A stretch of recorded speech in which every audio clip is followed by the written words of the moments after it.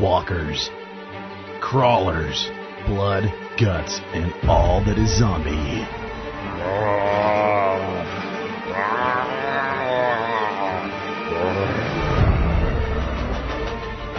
It's time for Tony and Josh to recap this week's AMC's The Walking Dead.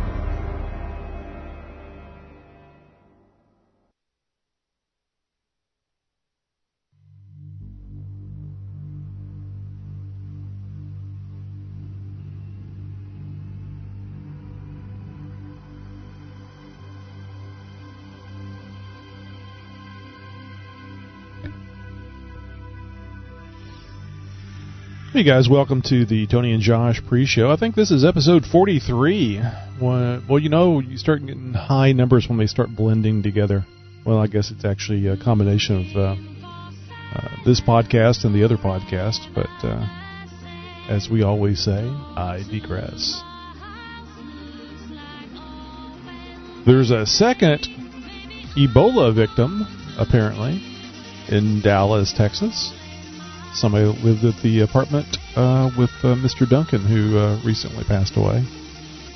At least that's what I'm reading on the Always Accurate Facebook.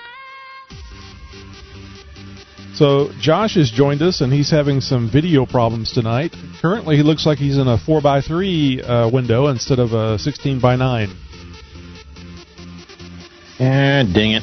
Yeah, I had an update to my webcam software today, and of course Skype didn't recognize any of it, so now I've got to go through and reset things. Well, we got time.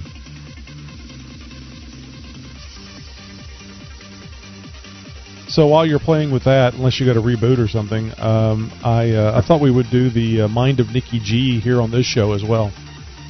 I put that in the notes. I did not put it... I did not place it. I just put it at the top so you could drag it where you want to drag it. If we're going to do it. I mean, it's 30 seconds. Yeah, dude, might as well do it top of the hour. Or top of the show, rather. And there's a voicemail that I stuck at the top of there as well.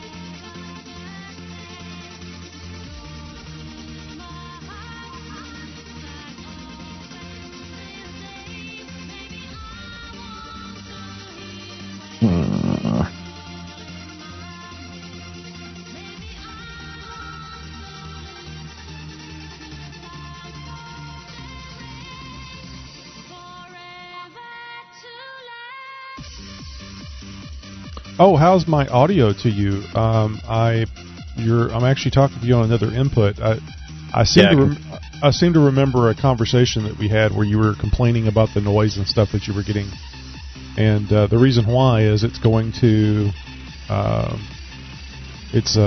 being output in a different way. It's going to a different output now. I think this is the output I was using before. Yeah, it's the one that you were using before when we had noise, and you switched and it went away, and now it's back again. Yeah, but this means that I don't have to drop the volume to the output to YouTube. Gotcha. Because I was dropping the master volume out before.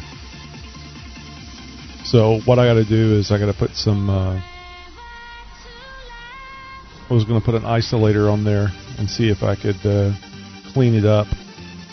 I don't hear it unless I send it to Skype. If I call up Skype, their Echo service or whatever it's called, then I can hear it. But right now, everything's perfectly clean and clear on the recording, and really everything except for what you're hearing.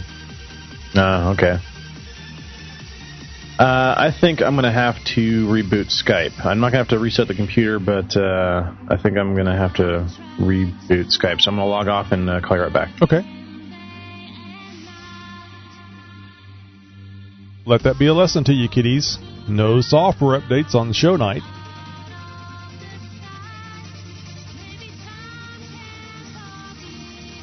You'd think I know better, but I don't.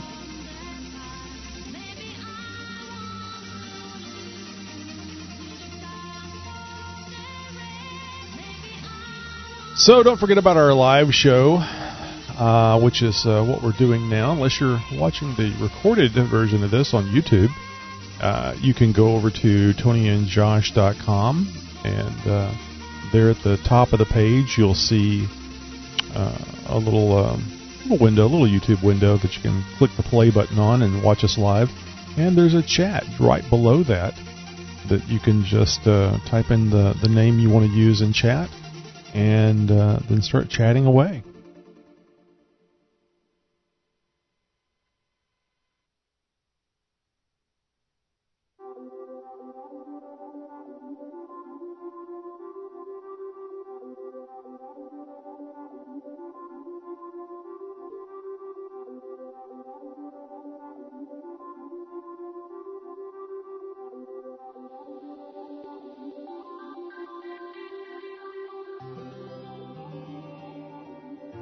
All backs to norms. That's what I thought. All right. So I am going to close things up and turn on the big light. Okie dokie.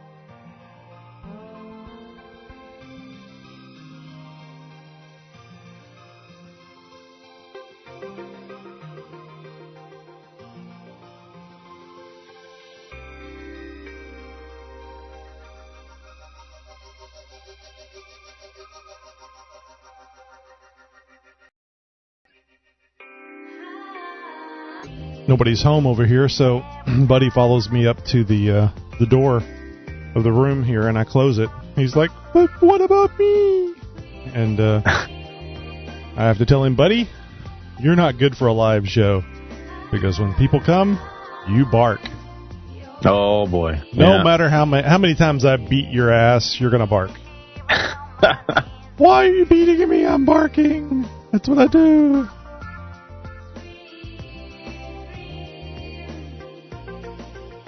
I don't have to beat Buddy. Buddy's a scaredy cat. He acts all tough, but he's really scared. I remember I caught him up on the kitchen table, on the not the dining room table, the table that you eat at in the kitchen. Okay. And he was up on that table, and it was about the third time, so I grabbed him by the scruff of the neck, and was not around the neck, the scruff of the neck, like you would carry a puppy. And I was certainly angry because I had spanked him about that before, and he was new at the time. He wasn't a puppy. We got him as a rescue, so he had to learn new rules, and being on the kitchen table was one of those, apparently. So as I was taking him to the backyard, he started peeing because he was concerned for his welfare. I see. And I figured, any animal that you can scare the piss out of, literally, you can use an easier hand on. You don't have to be that aggressive.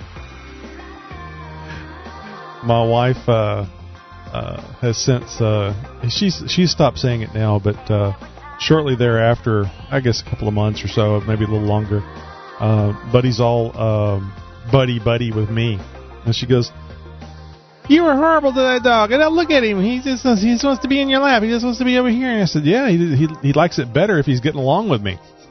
Right. Well, and I think you established yourself as the alpha male, so with the pack mentality, I think that goes a long way. Yeah, I had to make sure my girls understood that too, that he wasn't a member of the family, that he's a dog, and you got to treat him like that. He's going to be happier that way.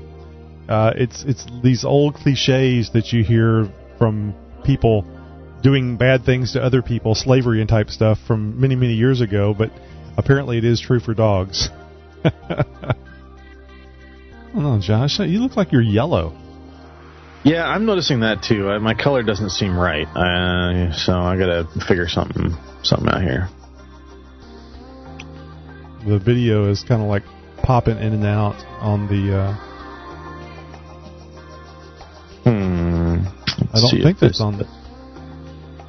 Well, it changed a little bit. Oh, there you go. Are you doing anything? Yeah. Okay. No, too bright.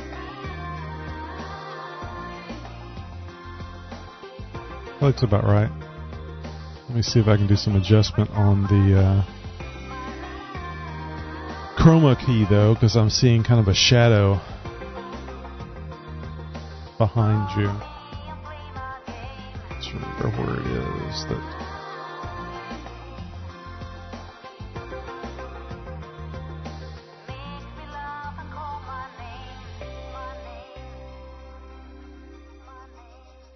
No. Oh, and I forgot about the intro, our little video intro that I had made, and oh,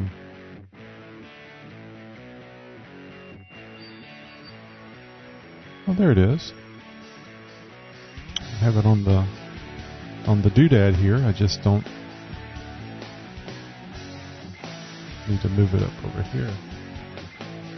Move that one over here.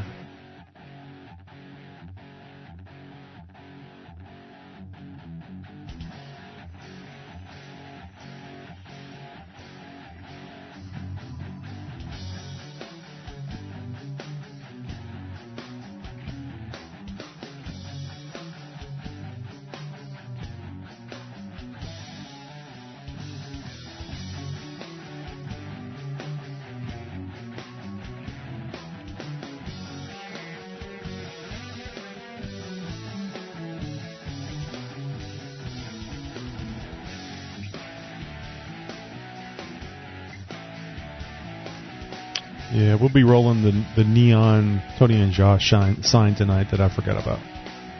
All right.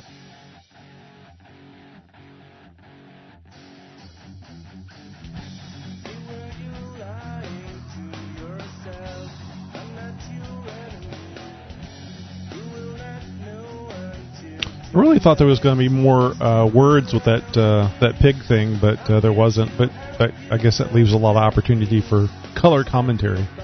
Indeed.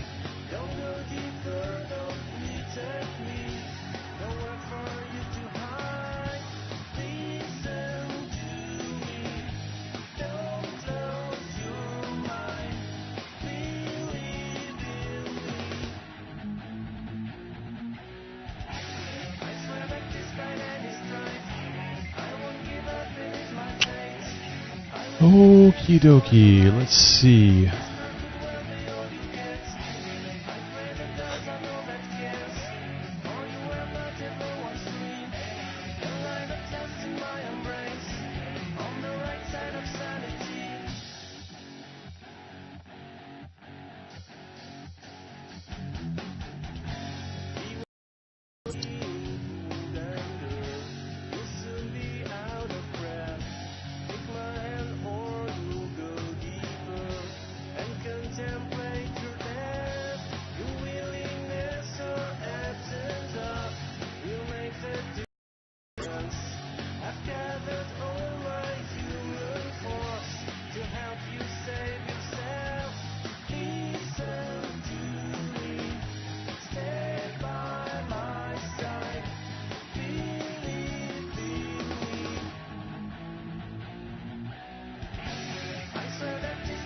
So I believe I mentioned to you probably through an email that we are going to have our, I think it's our last promo on the Libsyn podcast. Yeah. Which promo is that? Is it the last promo we did here for the Tony and Josh show? I believe so. I sent them two. I got a response back for the Tony and Josh promo and not the XJ Talk Show promo. I don't know. Maybe they don't. One was on top, I guess. Probably. Maybe they don't do more than one for an email or from the same person. Mm-hmm. But maybe they'll play both of them. Don't know. They just responded to one.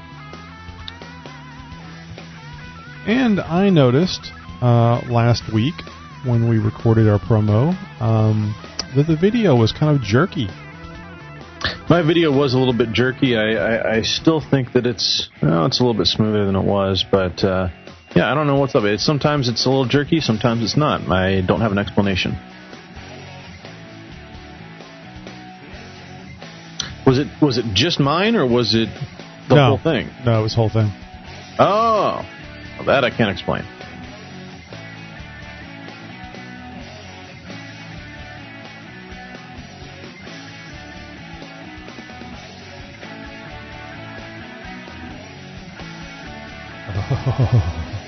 Get all the back scratching out of the way. Mm-hmm. Good stuff right there. Well, I don't see anything that's changed. I was going to do a reboot of the system and didn't think about it till just now when I was moving around, and it seems pretty responsive compared to how it was last week. All right. Okay, so let's see. Whoever Kate is, I am going to let me think about what I'm going to do here, because I'm going to roll the intro there, and I'm going to play the video. See, that is 18 seconds. And this, I have no way of knowing. There we go. It's 11 seconds. So I can actually start the do the disclaimer, start the video. I'm going to start the oh, that's right, I got music to play. I need an octopus working this stuff. Okay. So, if you're ready, and I didn't read through my stories. I'm going to be stumbling over everything.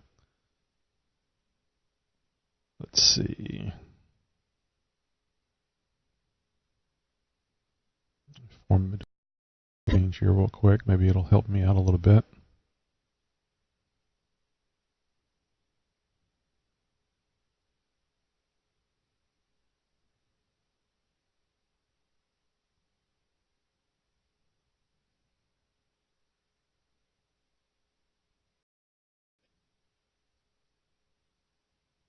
Boy, that is a mess.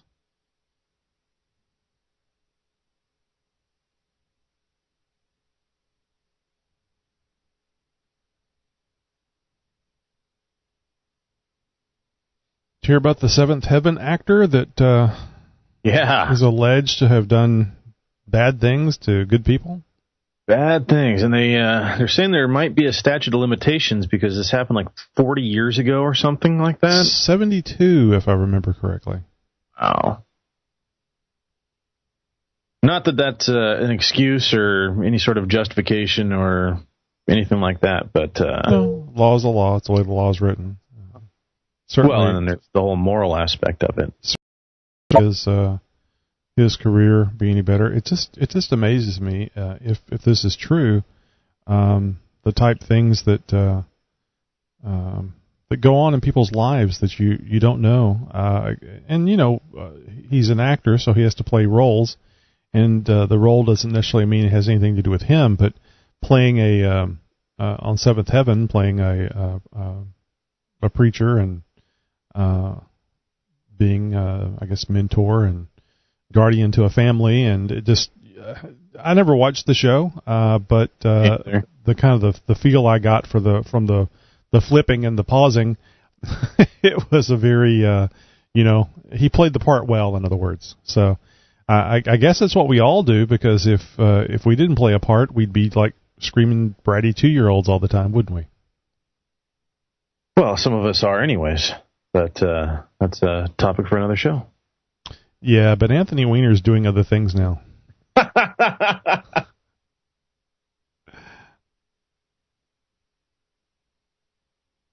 find under other names. Gertrude something. Okay.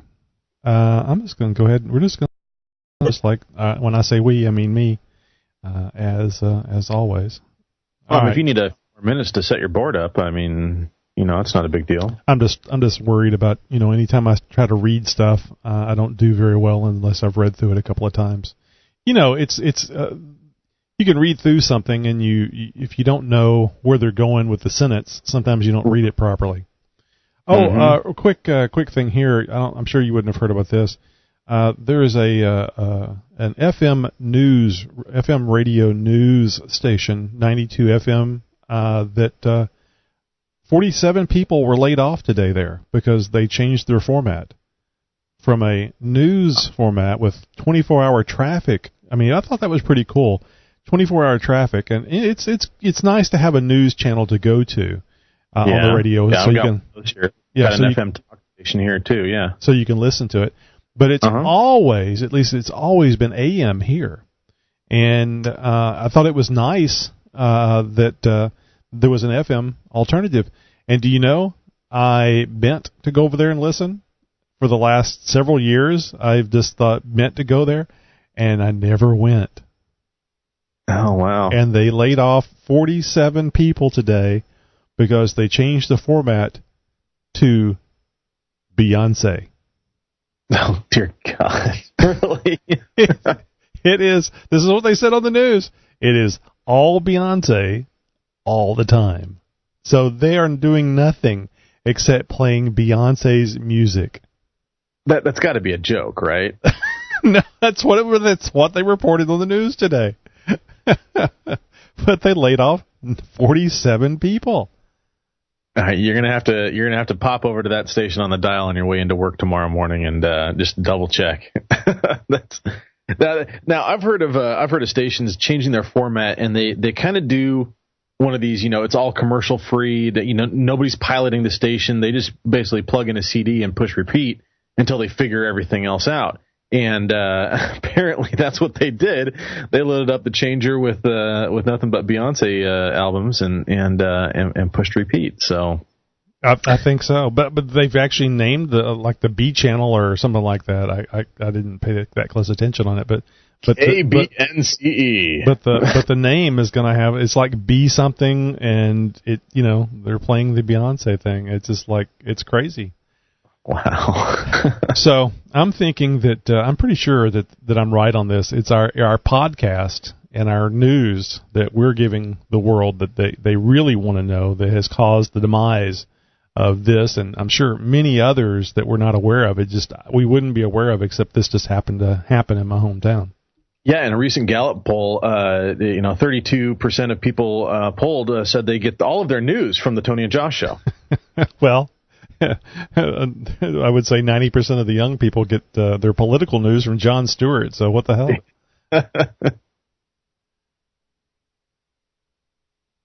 hell? Before we start, let me ask you about this. Maybe we already mentioned, maybe I've already talked to you about this. I can't remember. Did you see the politically correct Bill Maher talking to Ben Affleck about the religion of Islam? So I heard that was going to happen, but I haven't actually heard any clip or haven't seen it yet. So don't spoil it for me because I kind of want to see it. I won't ruin it for you. I will say this one thing though that will probably make you chuckle when you're watching it. How in the hell does Ben Affleck make a movie when he won't listen to the director? Yeah, that's a really good question. I don't know. So, I get the feeling there's at least 10 directors screaming, exactly, right now. He directed a movie recently. I hope nobody listened to him. I have never seen such a spectacle since Anthony Weiner. Come to think of it, of not listening. You'll see. Ben wants to talk. He doesn't want to listen, and that includes logic and facts. Oh, well, when you throw logic and fact out the window, that just opens a room for more ad lib. I often say, hey, if you're going to bring logic and facts into this argument, I don't want to play no more. Because I don't have an argument. I can't compete with logic and facts. If you want to do emotion and illogic, I'm there. We can have a great conversation. No, but the really, really, really sad thing about this is I'm liking Bill Maher. I'm liking what he's having to say. It's like, oh no, what the hell has happened? I'm hoping it's him, not me. All right. Anyway, let's get this thing going and see if I remember how to do this stuff. I'll restart the audio because we're 25 minutes into the show according to my counter. Oh.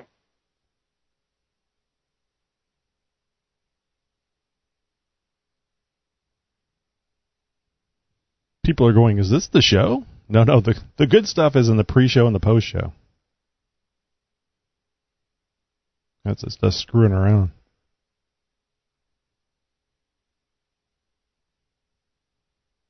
Warning. The opinions, ideas, views, emotions, and temper tantrums expressed or otherwise conveyed on the Tony and Josh Show may not and most likely is not suitable for all audiences and therefore should not be heard by anyone unless supervised by an appropriate nanny state. Enjoy!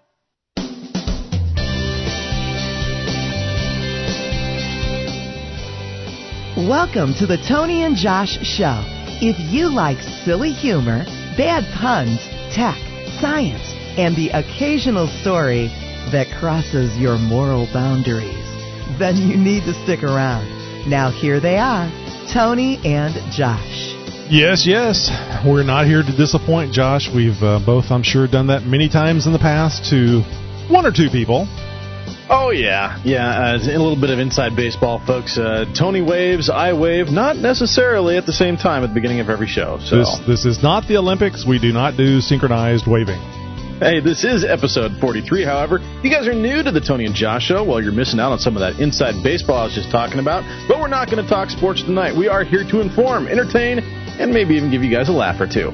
We've searched the interwebs and found these earth-shaking stories to bring to you guys tonight. Well said. Hey, so drunk larcenous pig versus Betsy the cow? Yeah, you guys don't want to miss out on that story. Dude, where's my wings? No, really, where's my wings? Love getting subpoenaed? Check your Facebook account. And, maybe what's pissing Josh off, human rights. Human rights that go too far. Is that even possible, Josh? Can human rights really go too far? I believe so, and I think I have a good story to prove it. So You guys have got to stick around for that story as well. Before we get into things too deep, though, I want you guys to make sure you jot these numbers down. You can give us a call live, join in on the show, join in on the fun live during our broadcast, the broadcast of the podcast.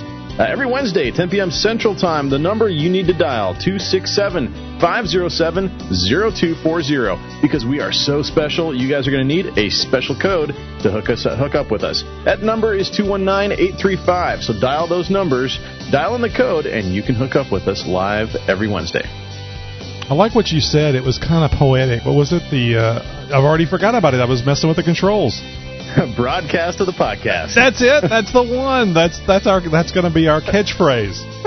You guys can watch that broadcast live over at TonyandJosh.com, where you can find also our entire show archive and a cool little feature that we've just added here in the last couple of weeks, an ability to chat with us live during the show. So if you guys don't have Twitter, you don't aren't active with the Twitter, as it's sometimes put, you can find us at Tony and Josh Show there with the tweet account. So pop over there or pop over to TonyandJosh.com, watch the show, and chat live. You kids get out of my yard, and you tell the other kids on the Twitter thing that you do. Yeah. Well, we've got some other stuff to share with you guys as well. We got some voicemail to share with you, and as well a little peek into the mind of Nikki G. Always lovely. Let's do the voicemail first. Actually, the voicemail is from Nikki G as well. I think he's going to start his own podcast, Josh. Just about ready, isn't he? Hey, this is Nikki G, and a lot of people might know that, or might not know, that I have some chickens in my backyard that I'm raising because I got tired of spending $1.25 for a dozen eggs. So I figured I'd just drop about $400 into about 5 eggs. But nonetheless, the other day I went out to feed them, and one of the chickens tried to run out, and I just reached down and grabbed him, and I accidentally grabbed it by its neck. And don't worry, the little thing's all right. It's doing fine. But my question is how do I explain to my wife that the neighbors caught me choking the chicken? I knew it. All right, gentlemen, I'll chat you later. You have a good one. Bye. Yeah, I thought that's where it was going. That's a CB term. At least that's where I heard it first, was on the CB. Way back about the same time that the Seventh Heaven guy was, never mind. I'm going down the wrong path there. Allegedly choking the chicken. As soon as he said grabbed it by the neck, I knew. So kudos, Nikki G. Nicely done. I was formulating a whole thing to say there that was very inappropriate. So we have a little segment here that I think you guys are going to be seeing more of, and when I say seeing, you really need to be here for the live show, or at least watching this on YouTube, because it's a video segment. So if you guys are listening to the podcast, well, here's a good reason to come to the live show. At least I think it's a good reason, Josh. Absolutely. So let's check it out. From the mind of Nikki G.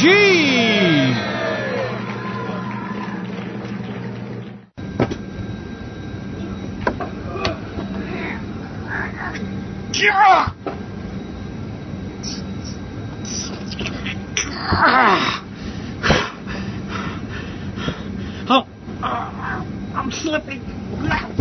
This has been From the Mind of Nikki G. Do you hear the Tagaruga in the background? I love that part. For those who are listening to the podcast, it's not coincidence that we played some audio of Nikki grunting and stuff right after a story about him choking his chicken. So it is completely safe for work. So you guys can watch the live show or watch the video of the show later on, and not worry about the boss looking over your shoulder and seeing something inappropriate. Well, and truth be told, the grunting and stuff is usually in there. We just filter that part out. Yeah. We love Nikki G. Love us some Nikki G. Well, as we had talked about, I've got a story about human rights and whether or not they have gone too far. Tommy is a 26-year-old former circus performer. He lives in a trailer park in Gloversville, New York, where he spends most of his days alone and confined to a shed watching cartoons and nature programs on television. Sounds pretty awesome, right? It does. Yeah, his lawyer, Stephen Wise, says this is no kind of life for a human. The problem? Tommy isn't a human. No, he's a monkey. Okay, he's a chimpanzee to be exact. But this week, however, is what is believed to be the first court case of its kind, and rightly so, because this is stupid. Mr. Wise will put his law degree on the line and argue that Tommy and other chimps are entitled to legal personhood. Well, there's your quote for the day, a.k.a. human rights. The Boston-based lawyer, who is also the president of an animal advocacy group, Non-Human Rights Project, hopes that a New York appeals court will rule that Tommy is unlawfully imprisoned and ought to be released to live among other chimps at a sanctuary in Florida. Keeping Tommy alone in a cage is just like keeping human in solitary confinement, says Mr. Wise, who has spent much of his career attempting to extend human rights and protections such as freedom from captivity to other intelligent animals. His most recent case was that of a 27-year-old chicken on life support, where he argued that Mr. Cluckers deserved to be free and to live his remainder of his days with his fellow kind. After winning said case, Mr. Wise, under the direction of Chicken's owner, set Mr. Cluckers free from atop the observation deck at City Hall. Mr. Cluckers was indeed free for a whopping 12.7 seconds until his earthly demise. He was, of course, dead before he hit the ground. The NHRP claims to be, quote, the only organization working towards actual legal rights for members of species other than our own. Its mission, according to its website, is to change the common law status of at least some non-human animals from mere things, which lack the capacity to possess any legal right to persons, you heard it right, from animals to persons. Wasn't there a book about this way back when? Something about animals uprising to fight for their right to party or get themselves free against those evil farmers or something? Anyways, I can't read, so what do you know? Tommy's lawsuit has already been lost in lower courts. Shocking. But Mr. Wise is appealing the case based on legal mechanism and a little bit of insanity that was historically used on behalf of slaves. Quote, as a matter of both liberty and equality. Mr. Wise has said Tommy should be seen as a person because, you know, he's a monkey. And as we all know, monkeys are people too. There you go. Excellent. So I mean, come on, people. Enough's enough. You know, no. It starts with dressing your chihuahua. It moves to dragging your cat down the beach on a leash to this. So, you know, I mean, really, people, just stop. It'll never be enough. In fact, I don't mean to make fun of handicapped people. The deaf people, sure, because they can't hear what I'm saying.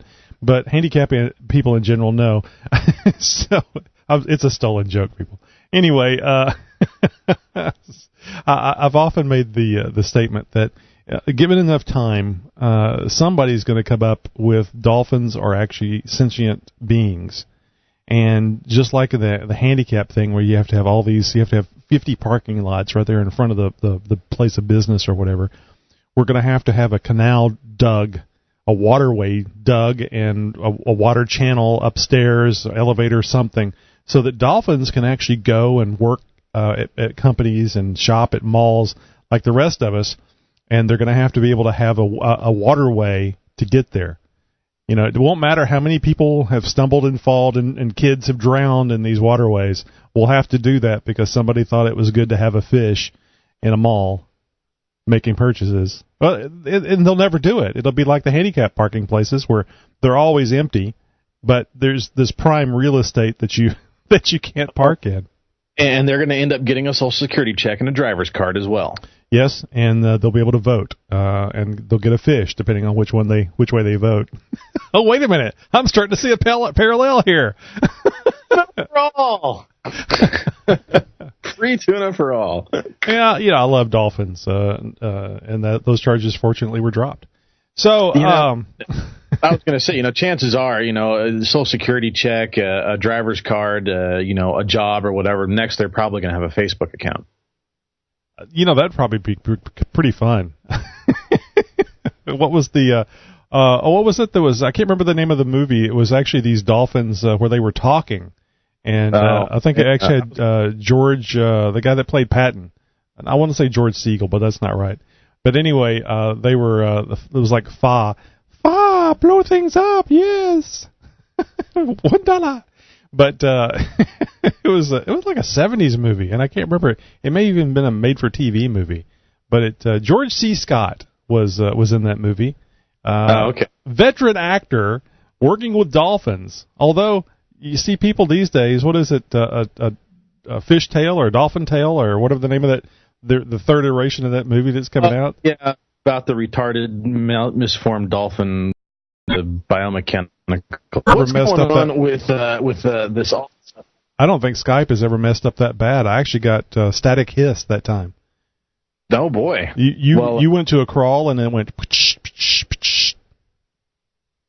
Interesting. Yeah. So let's take a little bit of a pause so I can edit this part out. All right.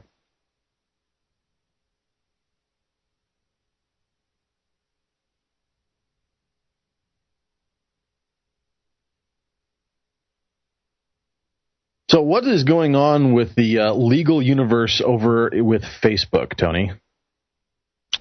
Well, sadly, I must say, I was looking over here at Chris in our chat room. We do have people in our chat room tonight, and unfortunately, I was ill-prepared for that distraction, as I am for most distractions, Josh. So, Judge okays serving legal papers via Facebook. Well, this is just rife with issues in my mind, but let's see what the New York Post.com has to say about it. Social media users beware that next Facebook poke could be from a process server. Well, okay. In a groundbreaking court ruling, a Staten Island man got permission to use Facebook to serve his ex-wife's legal notice that he doesn't want to pay more child support. Oh, well, now this is actually a great use. I can stand behind this. I haven't read this yet, Josh. This is good news. Okay. A family court official ruled that the Noel Biscotto? Give me a hand there, Josh. Biscocho. Okay, good. See, it wasn't just me. Nobody can read this name. Could use Facebook to serve Anna Marina Antigua? Anna Maria Antigua. Thank you. I just need a little help. Because other more traditional methods to slap her with papers have not worked.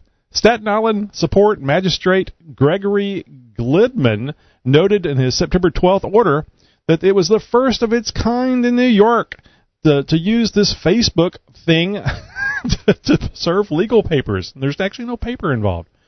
Yeah, paperless. Yeah, and also in the first in the United States that didn't involve an attempt to serve someone overseas. Seeking to cancel his court-ordered $440 a month child support based on their son having turned 21. Oh, my God. Why do you have to get a court order for that? Well, he's 36 years old. He's still living in the basement. I think I need some more child support. Ah, gee. So Biscotto, in a July 6th affidavit, said that he tried to reach his ex at her home, but was told that Antigua had moved out with no forwarding address. A Google search also proved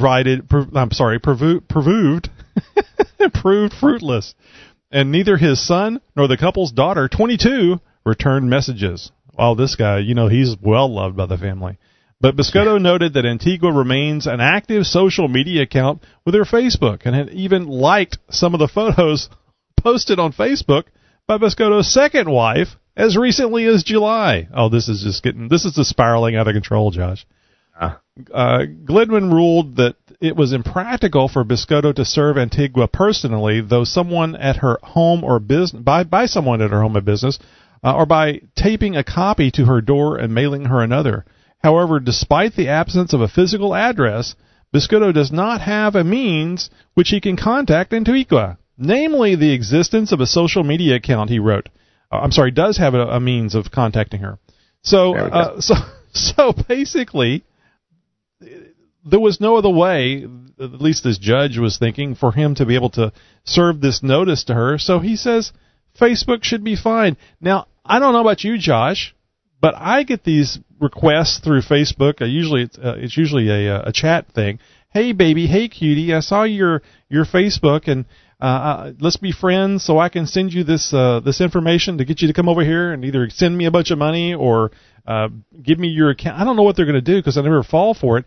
They're hackers, and they're either accounts that have not been that aren't older than 12 hours old, or they're people that whose passwords, monkey or password, or I don't know, sex, have been guessed, believe it or not, and hackers are using these accounts. So how in the world can the judge, who is obviously not up on the internet, social media, this whole hacking thing, how can they be sure that message is actually getting to the intended person and not some half-naked guy in Russia?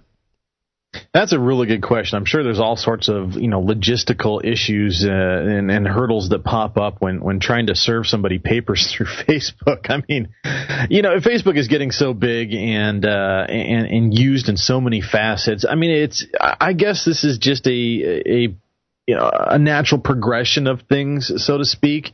We're going from the days of snail mail to email, from less and less of shaking hands and looking each other in the eye when we talk to, texting, and now serving papers, so to speak, through Facebook. Why not? I'm all for this judge giving this guy, the green light to be like, all right, well, if you've exhausted every other effort and she's obviously dodging you, and as is the rest of the family for whatever reason, this is the next logical progression. Go ahead, serve papers via Facebook. Now, I mean, I heard something recently through Facebook as to, whether or not, I guess there was a rule or a policy or whatever through Facebook that you had to use your legal birth name to open up a Facebook account, a personal Facebook account. Obviously, this doesn't apply to businesses or musicians or something like that, musical acts, whatever. or charities and things like that. But and this recently came up because of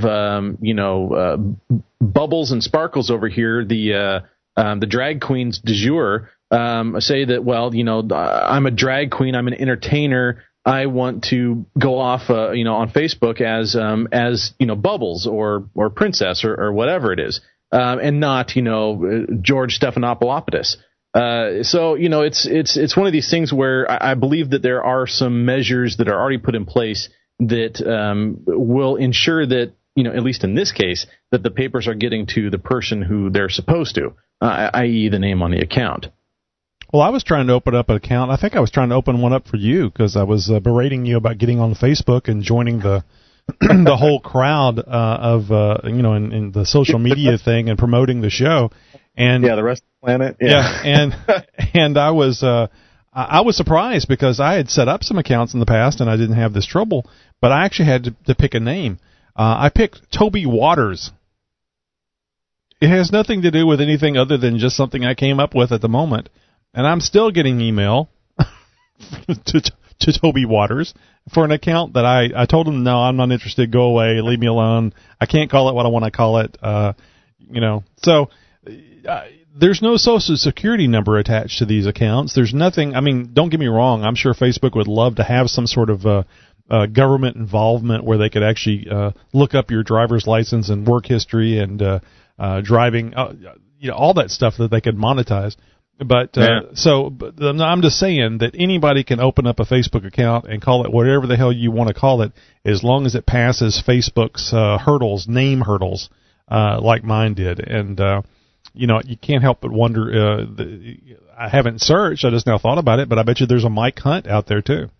Yeah, I'm DJ Michael Hunt, but you can call me Mike. That's always a good one. Yeah, we've got a whole list of those that probably shouldn't be said on the radio. Well, I guess we're not radio, we're podcast, so what does it matter? No. Well, hey, we said something about wings at the beginning of the show, and it's a great show. It is a great show, yeah. And, this whole question is like, wait, you mean I don't actually get to fly? No, what am I talking about here? This may come as a shock to you guys, but the slogan, Red Bull gives you wings, is indeed a big, fat lie. Red Bull will not make you sprout feathered appendages and give you the power of Icarus, turn you into Usain Bolt, or grant you the mental prowess of Stephen Hawking. I know. Oh, no. This is hard to hear. Wheels. I'm stumbling over my words, but we're going to get through it together. Okay. The energy drink company recently agreed to pay consumers more than $13 million, that's million with a B, to settle in a proposed U.S. class action lawsuit, accusing the beverage maker of false advertising. Because, it's a huge shock to all of us when we don't sprout wings and fly like a bird once opening a canned beverage. Because that sort of thing happens all the time, right?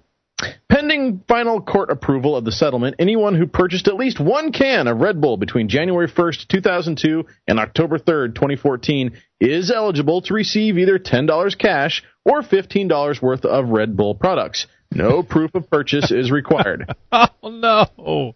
Yeah.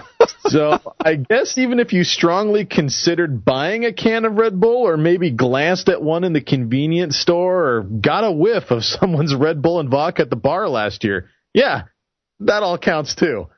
Back in 2013, Red Bull drinker and window licker Benjamin Carruthers filed a claim with the U.S. District Court of the Southern District of New York, alleging that the company had misrepresented the energy drink's abilities to boost performance and reaction speed, according to beverage industry publication BevNet. Even though there is a lack of genuine scientific support for a claim that Red Bull branded energy drinks provide any more benefit to a consumer than a cup of coffee, the Red Bull defendants persistently and pervasively market their product as a superior source of energy worthy of a premium price over a cup of coffee or other sources of caffeine. Such deceptive conduct and practices mean that Red Bull's advertising and marketing is not just puffery, but instead deceptive and fraudulent and is therefore actionable. Obviously, that is lawyer speak. The settlement must first be approved for the company to proceed with the proposed payouts. The final approval hearing is scheduled for May 1st, 2015, so you guys are going to have to wait until then to get your whopping $10 refund. Red Bull, despite agreeing to a settlement, says it did nothing wrong. They must have lots of funny money floating around, I'm sure they do, to not even balk at $13 million. Red Bull denies any and all wrongdoing or liability and maintains that its marketing and labeling have always been entirely truthful and accurate. Legal documents state. As expected, social media users are up in a tizzy over the whole thing because you can't believe every cartoon that says drinking a can of energy drink will cause you to suddenly sprout wings and float into the sky. Who'da thunk it, Tony? Who'da thunk it? I suspect the answer is yes. Have you ever had a Red Bull? I have. I had a whole energy drink kick for a while there before I realized it was eating a hole through my stomach, and I switched to coffee. So I've never had one. I think it's my personal view is it's a big scam, and a nice $10 cup of coffee is great for me. Why would I go out and spend like the 5-hour energy drink? I mean, it's this little bitty bottle, and I see these people, pop the top on that thing, and then get it halfway up and it's gone. And how much do they spend? I mean, come on. I mean, this stuff. There is no magic pill, no magic elixir. I mean, this is the whole snake oil salesman from way back when. It boggles my mind. When the next thing they're going to be doing is selling us water. Yeah, well, there you go. It's the guarana and the caffeine and the taurine, which I heard was derived from bull semen, but I could be wrong on that. Anyways, that's just nuts. Yeah, there you go. And it's rocket fuel in a can is what it is, and it gets your metabolism and heart rate up, and then after a while you crash. It's just like eating a whole bunch of sugar or drinking a whole bunch of coffee, and you have that caffeine high and caffeine crash. So that's how it goes. So you remember Jolt? Oh yeah, all the sugar and twice the caffeine. Oh, okay, good. I was just going to say all the caffeine and twice the sugar, but I can't remember. I couldn't remember exactly how it went, but it was like a lot of caffeine and a lot of sugar, and people really loved it. But whenever they would video or record them, they'd have to cut the audio or video down by half speed so you could actually understand them. It's really good stuff. I really like it. I never had any. I never tried any. It was like gone before I was able to find it or have some. But it's still in stores, Tony. You got to go to those obscure like candy stores and stuff like that. In the touristy kind of areas where you find a lot of mom and pa shops and little trinket stores and stuff like that. You can find these candy stores, and that's like all they sell is just oodles and oodles of candy and sugar and stuff from your childhood that you haven't seen or eaten since you were 13 years old. And you'll find in the back a cooler that has these very obscure and weird sodas, and in there oftentimes you'll find yourself a Jolt. Well, it's almost like one of those beer things where you can go. You find these certain places that have all these weird beers that you can select from that you've never seen in your entire life, or maybe your long dead uncle brought one to your house one time, 50 years ago. Well, speaking of beers, there's a certain pig in a certain country that has been doing some stuff with some beer. Am I right? There is. Now, this one actually I saw on Twitter, and I had to put it in our show notes because this will capture the imagination, your childlike imagination, albeit perhaps a drunken one. A pig in Australia steals 18 beers from campers, gets drunk, fights cow. I mean, seems legit. You got everything in a story that you could ever want. I don't know if you guys ever watched Green Acres, but Arnold the pig, you could well see Arnold the pig having a timely reference, my friend. Yeah, it is very timely. I think everybody's dead except for the pig from that show. So forget crocodiles and snakes. The real animal threat in Australia is wild pigs, at least if you're camping and you got beer. At a campground in Western Australia over the weekend, a feral pig guzzled down 18 beers that had been left out improperly secured. You always want to secure your beer, people. And just like anyone, 18 beers in a rural dive bar, the pig got big-headed and decided to start a fight with a cow, resulting in the cow chasing the pig around the car. It's happened to us all. We know it has. In the middle of the night, these people camping opposite us heard a noise. So they got their torch out, which in English that would be a flashlight, and shown on the pig. There he was, scrunging away at their beer cans, said a visitor. The pig was later reported sleeping his hangover and shame of trying to take down a cow off under a tree. While feral pigs are considered an invasive pest in many parts of the country, that'd be Australia, it's also a reminder to keep food and drink secured when camping. Yes, we're going to turn this into a public service announcement for Australia. So I'm thinking that maybe the pig was thinking, let's try making a bacon cheeseburger sandwich, and the cow didn't want to go that direction, and a fight ensued. What do you think? Yeah, I think Mr. Wilbur. I was thinking Mr. Ed. I'm thinking, Wilbur had his beer goggles on and saw old Betsy and was just like, that's a fine piece of. I'm going southern. He's in Australia. That's a fine piece of.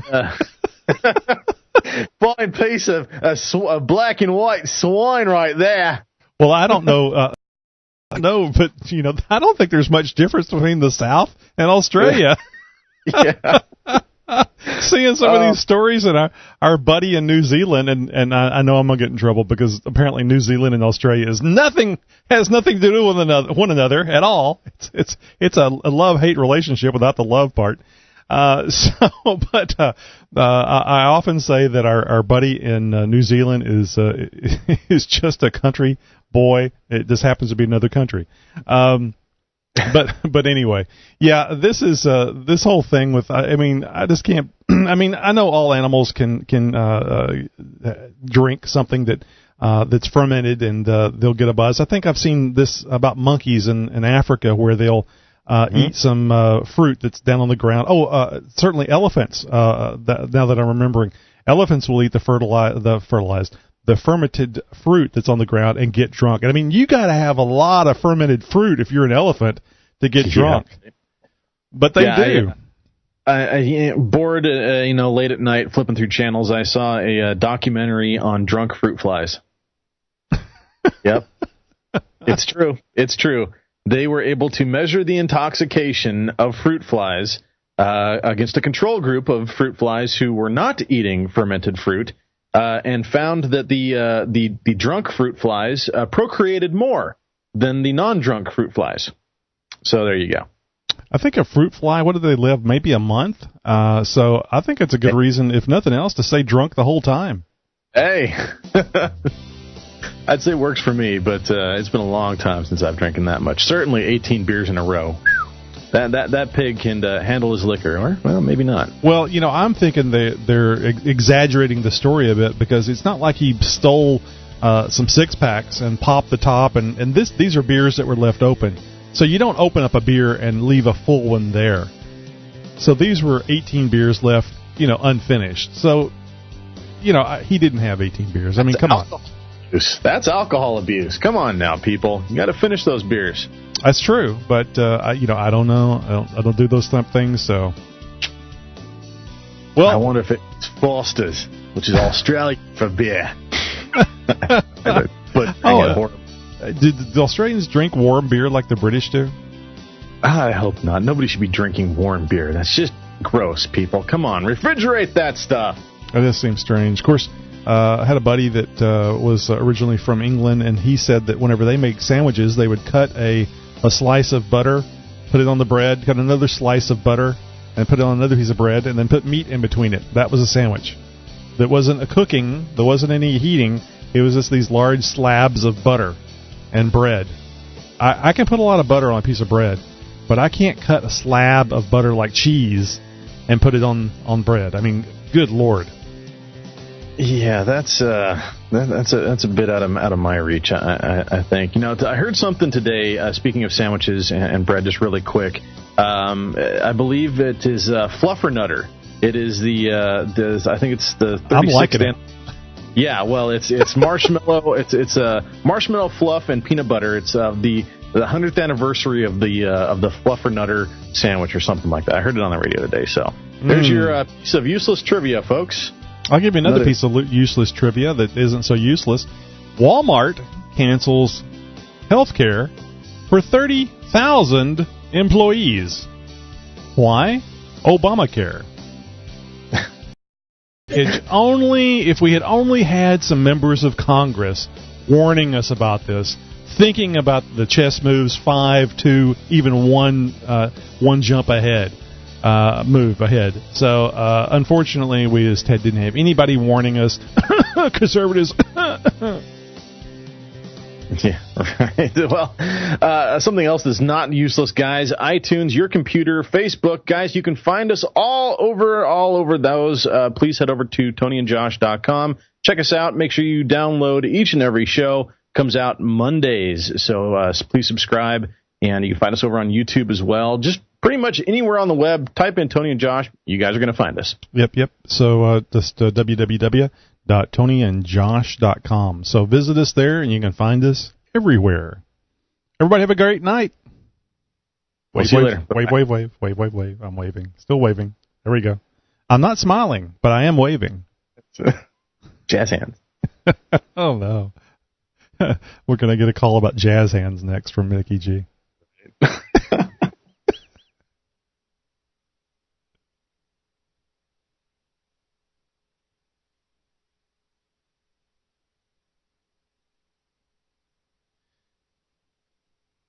Yeah, so I was a little surprised when I looked down. I wasn't reading the what you were typing up on the screen. I guess I was looking at this other stuff too much.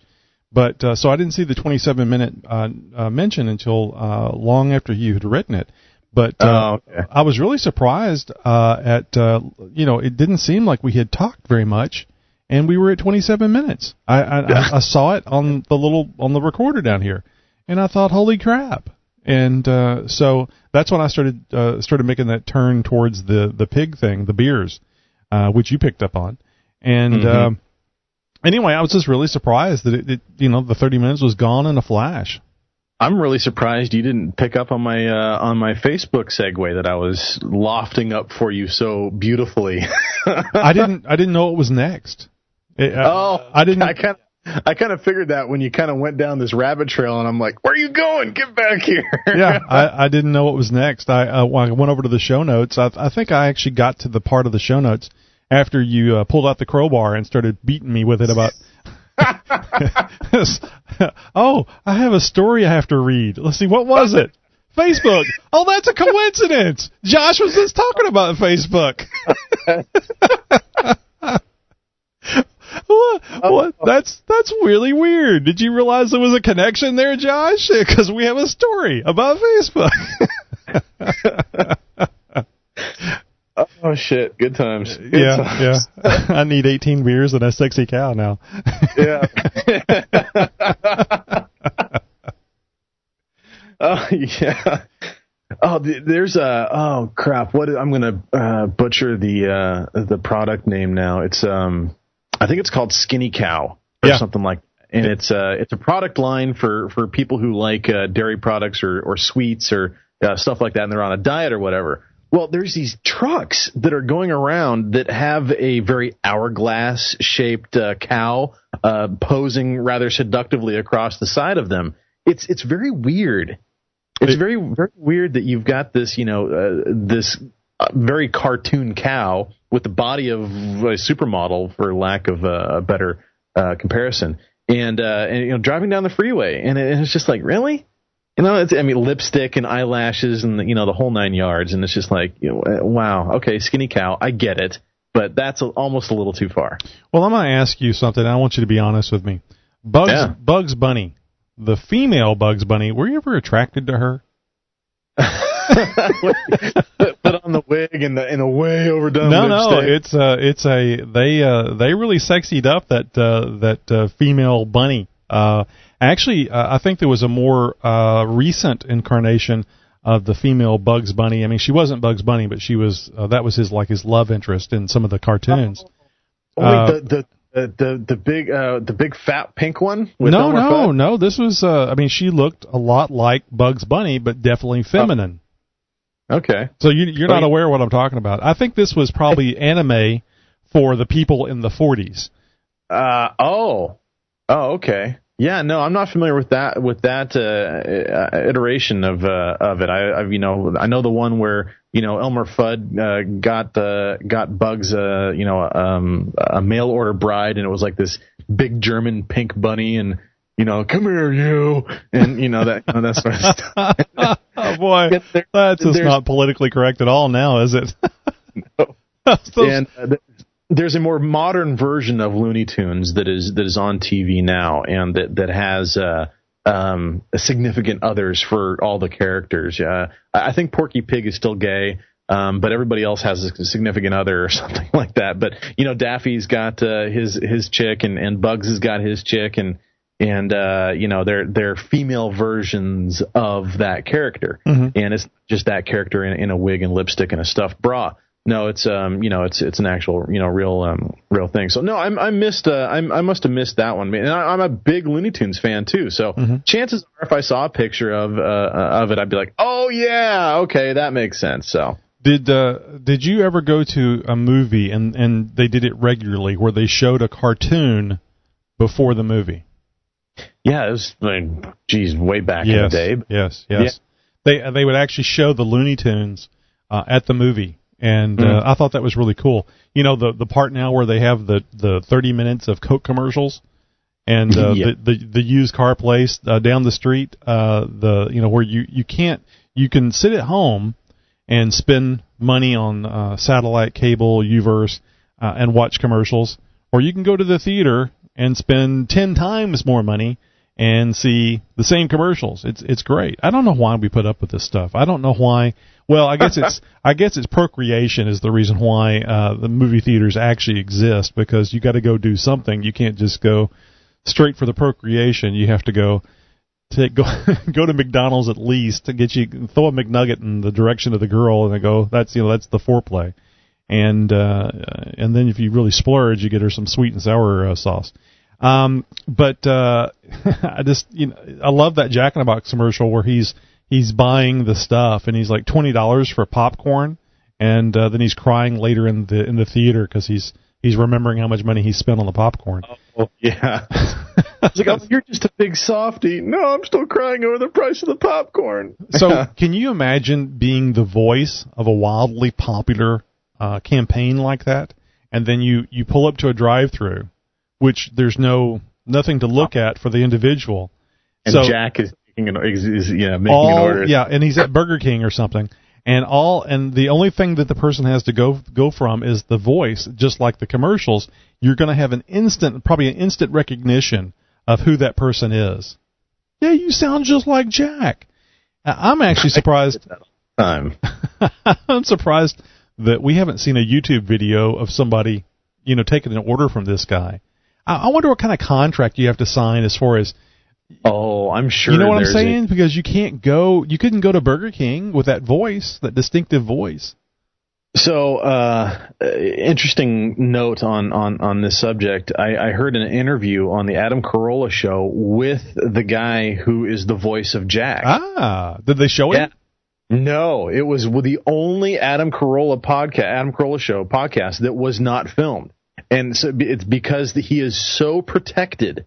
His identity. I mean, this guy's like Superman. He is his identity, his true identity is so protected because they don't want him working somewhere else. They don't want him doing something else. They don't want him appearing somewhere else and saying anything, because they're gonna be like, him, he's the one, and it's like all of a sudden, people are going to be asking him to do all this other stuff, and then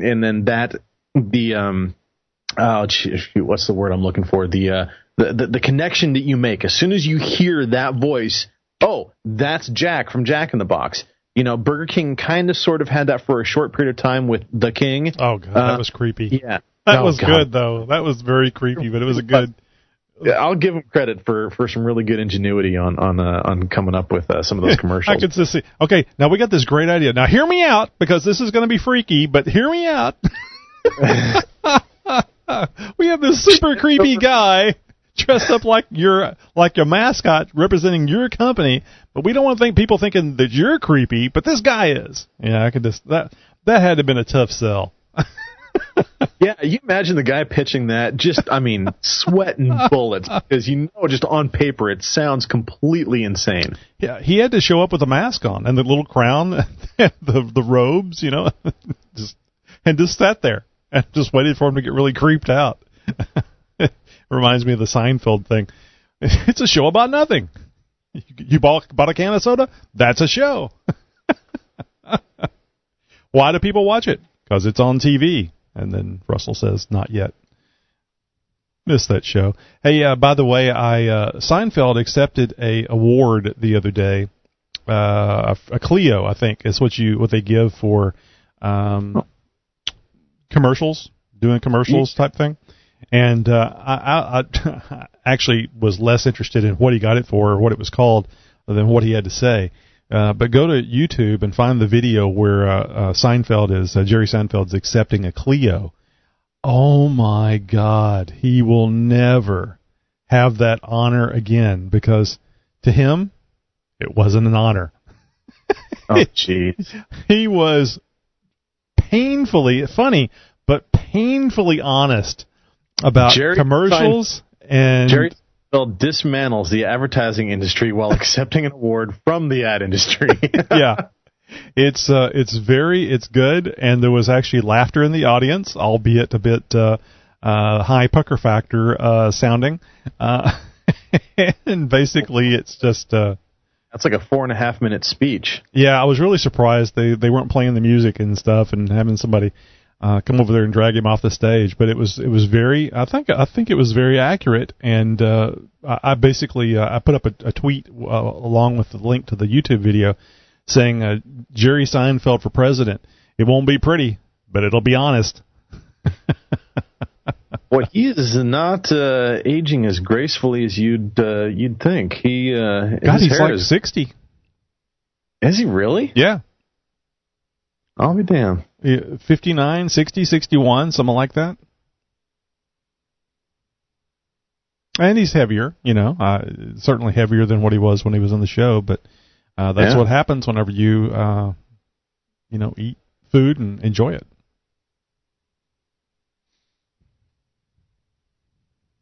Oh, and I almost made the mistake of transitioning to the last story because I can't count stories either.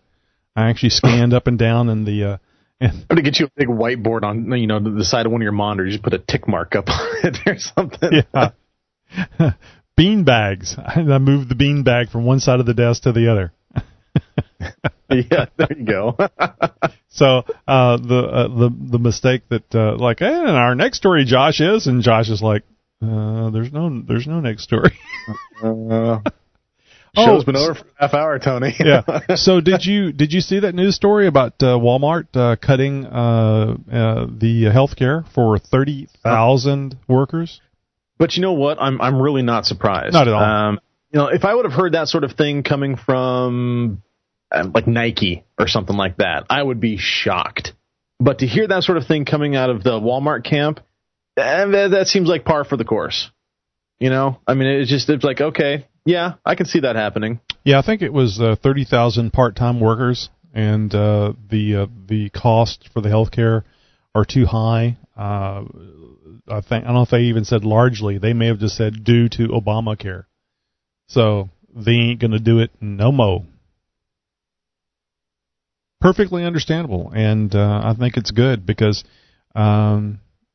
people seem to have their heads up their asses these days in how things actually work, and you don't get anything for free unless you're a member of a union. Then you get lots of things for free. You don't even have to work at your job because they have to go through grievance processes, and I don't know what I'm talking about, so I may be saying the wrong thing. I don't know about you, Josh, but I might be a little demotivated myself if it was Monday and I just really wasn't into the whole getting back to work thing, and I knew that my boss and his boss's boss couldn't do a damn thing to me. Hell, it might be Friday before I got back to work, and oh damn, now it's time to go home. I wish. I don't know. I guess I think we all need 3-day weekends. That's just my personal opinion. I think working a 4-day work week is plenty. Well, when I was in school, I didn't think it was very fair that weekends were 2 days and school weeks were 5. I thought there should be an equal number of days on and off. So, it's 3.5 days for school and then 3.5 days for weekend. Didn't really know that I was doing the European work model at the time.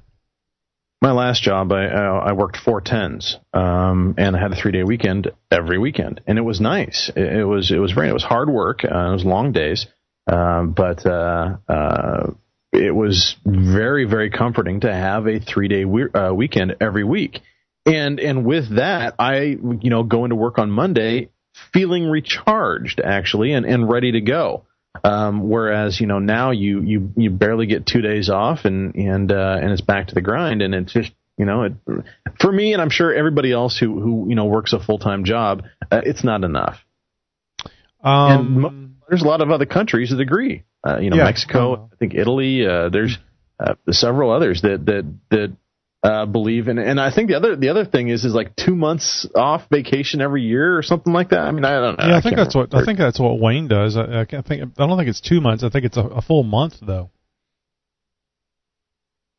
Yeah, I can see how actually that might even stimulate the economy, like Home Depot and stuff, where guys are off a month and they actually have time to get a hold of a big project and go through and do it.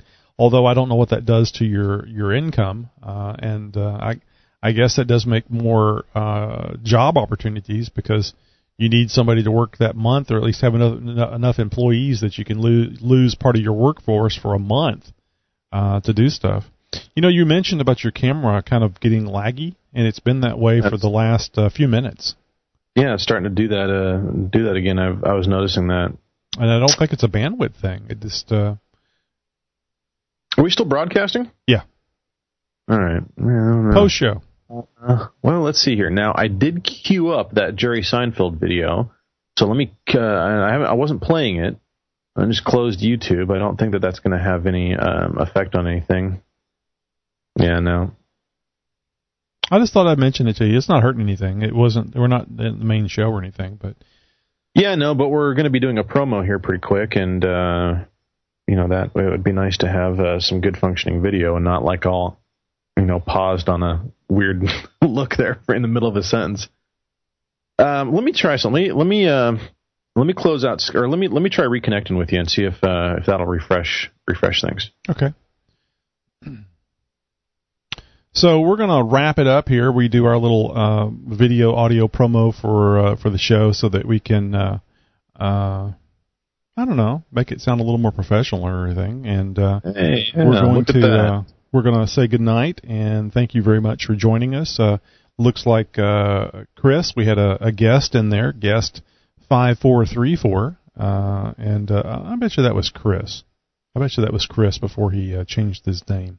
But anyway, thank you everybody that took the time to join us on the live show, and we'll catch you next week. And if you enjoyed the show, tell a friend. If you didn't enjoy the show, tell an enemy. But we want more people here, damn it. In any case, start spreading the word. Everybody have a great night. See you.